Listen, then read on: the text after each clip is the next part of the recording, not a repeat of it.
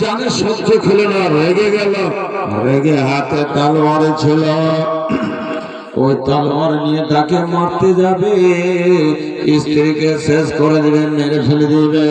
স্ত্রী কামা কামা করে কেঁদে বলছেন, স্বামী যান, আপনাকে জোর পাতর করে বলছি, খবরদার আমাকে মারিয়েন না, আক্রমণ করিয়েন না, আমার উপরে ছুরি চালাবেন না, তলোয়ার চালাবেন না।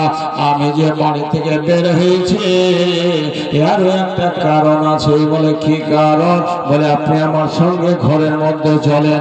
ওরে আমার ধনেরা বেটিরা, সেই যুগে ছাপর খাট ছিল না, সেই যুগে খাট ছিল না, পালং ছিল না, চোখে ছিল না, খেজুরের পাতা, খেজুরের ডাল, ওটাই ছিল শোইবার জায়গা।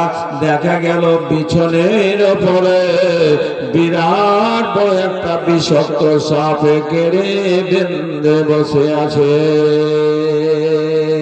হাদিস বুখারী, ওলামায়ে কেরাম বুঝতে পারবেন, বা হয়তো দেখা নাই, নজরে পড়েনি, তো হাদিসটা